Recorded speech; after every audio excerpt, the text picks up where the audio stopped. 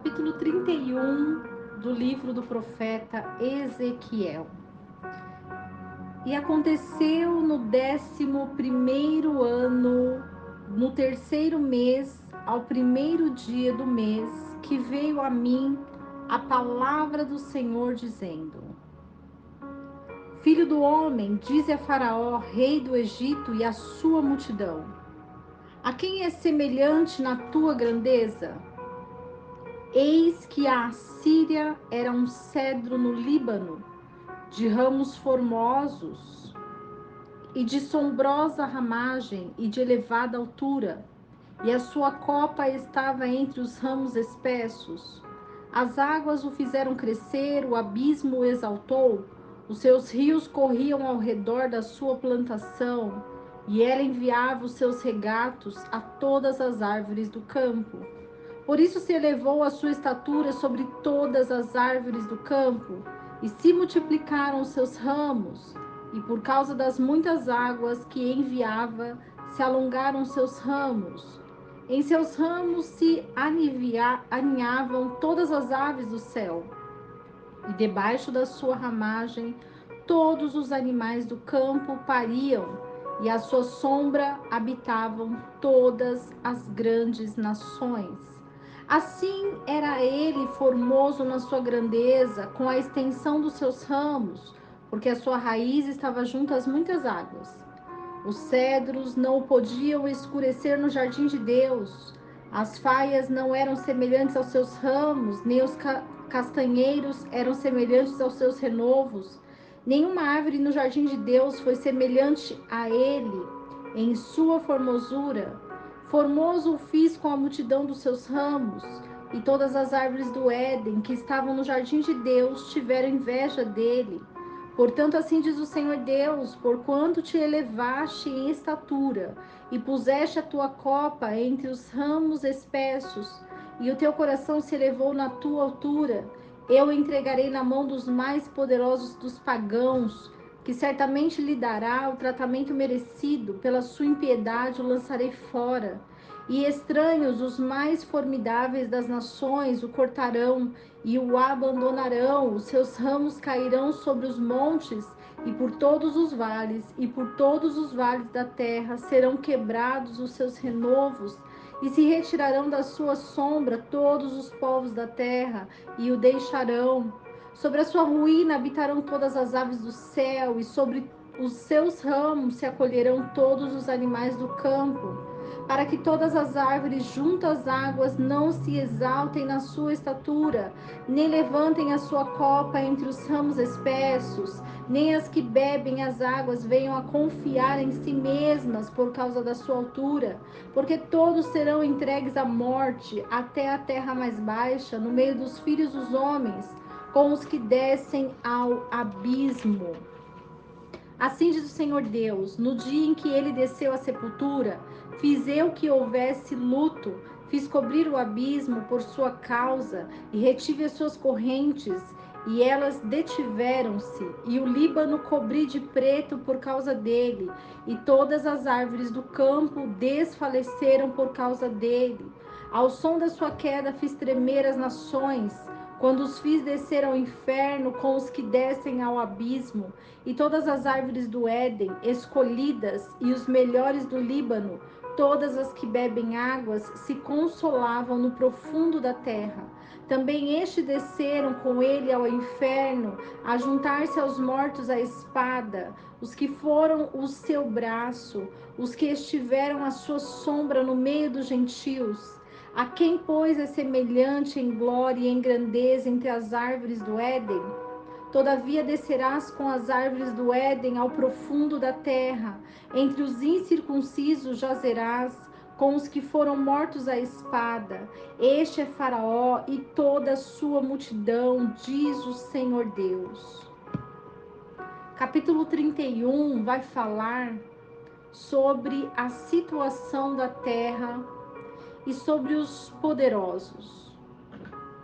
Quando o profeta Ezequiel tem a visão de uma árvore de uma estatura alta e com ramos fortes, formosos, Estamos falando sobre Faraó. Estamos falando sobre as profecias contra o Faraó, o rei do Egito. O que significa o Egito? O Egito significa escravidão. O Egito significa uma multidão geral de mortos e condenados. Pessoas que são escravas e que levam uma vida ao ponto que são destruídos por causa da sua idolatria. Idolatria ao dinheiro, idolatria à grandeza, idolatria a Faraó. Aqui nessa passagem vai falar sobre a entrega na mão dos mais poderosos dos pagãos.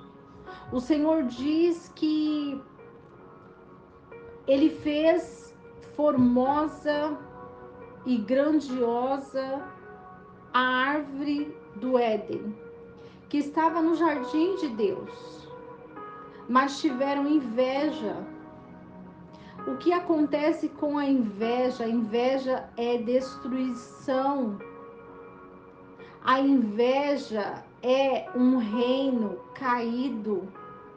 Porque quando nós confiamos no Senhor, quando nós acreditamos no poder de Deus, nós cremos que o Senhor ele nos eleva. Nós cremos que o Senhor ele nos coloca por cabeça. Mas diante da inveja, muitos homens não subsistem. O que acontece é que quando entendemos e compreendemos a palavra do Senhor, nós compreendemos que diante da sua face, o menor é o maior. Porque o menor é aquele que serve. E o que é servir? É você dar a sua vida, o seu tempo, a sua habilidade, o seu conhecimento em prol de pessoas que necessitam conhecer o Senhor. Então, quando nós estamos trabalhando para o Senhor, nós estamos posicionados na palavra do Senhor para que o Senhor venha falar aos corações. Todos nós sabemos que nós viemos do pó da terra. E o pó da terra significa que nós somos a terra. Terra que Deus quer habitar. Terra que Deus quer fazer florescer. Terra que Deus quer podar. Terra que Deus quer fazer profundidades no nosso solo para que possamos estar atentos e vigilantes em toda hora. Então, quando o Senhor ele fala sobre a profecia contra Faraó, fala sobre os mais poderosos e eminentes no meio dos filhos dos homens que descem ao abismo. O que é paganismo? Paganismo são os pagãos que fazem suas próprias vontades, que fazem aquilo que é contra a palavra de Deus. Existem festas pagãs, existem rituais pagãos, existem costumes pagãos que estão fora do contexto bíblico. Então, quando nós compreendemos que todo esse paganismo é abominável ao Senhor, o Senhor diz que aqueles que sentem inveja, aqueles que elevam o seu coração para a sua estatura, para a sua beleza, para a sua formosura, para a sua grandeza, são enviados e entregues nas mãos dos pagãos. E com certeza esses pagãos vão dar o tratamento merecido pela impiedade. E o que é a impiedade? Impiedade é tudo aquilo que vai contra a palavra de Deus. Porque o Espírito Santo, ele quer habitar em nossas vidas. O Espírito Santo quer fazer morada em nós. Mas quando compreendemos que Deus está acima de tudo, que Deus está acima de todas as coisas, nós compreendemos que o nosso coração não pode se elevar ao ponto de querermos ser semelhantes ao nosso Criador, ao ponto de sermos independentes, ao ponto de sermos totalmente dependentes de nós mesmos. Então, quando o profeta Ezequiel escreve essa passagem, fala que o Senhor, ele olha para nós como árvores. E qual o tipo de árvore que nós estamos sendo para a humanidade, para as pessoas? Porque quando nós compreendemos que o poder está nas mãos do Senhor, e o poder estando na mão do Senhor, ele leva quem ele quer, ele abate quem ele quer. E quando nós compreendemos que, diante da nossa impiedade, diante do nosso paganismo, o Senhor, ele nos entrega nas mãos dos pagãos. E quando nós compreendemos isso, é uma advertência para nós. Porque nós precisamos compreender que o Senhor, ele faz da maneira que ele quer. Então nós precisamos compreender que nós não podemos olhar para trás. Nós devemos compreender que nós não devemos parar no caminho, mas nós devemos prosseguir. E prosseguir é compreender que a palavra de Deus é alimento para as nossas almas, que a palavra de Deus nos dá consolo, nos dá advertência, nos ensina o caminho que devemos seguir. Então, quando a Bíblia fala sobre paganismo, ela fala sobre atitudes e ações de pessoas que fazem esses atos. E quais são os atos de paganismo? O paganismo está fora da palavra de Deus, porque quando há uma festa que não está incluída na palavra de Deus, isso é uma atitude pagã. O paganismo se refere a festas juninas dentro de igrejas. O paganismo se refere a um Natal que não existe Papai Noel, a uma Páscoa que não existe coelhos. Então, quando nós compreendemos as festas bíblicas, os atos bíblicos, nós compreendemos que o paganismo vem diante de uma falsa fé. Então, nós devemos estar atentos para que nós não possamos cair em ciladas. E o que são ciladas? Ciladas são algo que parece ser inocente, mas não é. Então, quando colocamos um ato de ritual que não está na palavra de Deus, nós estamos ausentando Deus.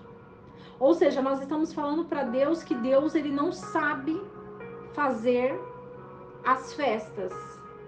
Nós estamos falando para Deus que Deus não entende de festas. Nós estamos falando para Deus que Deus não entende da própria palavra dele. Isso é paganismo.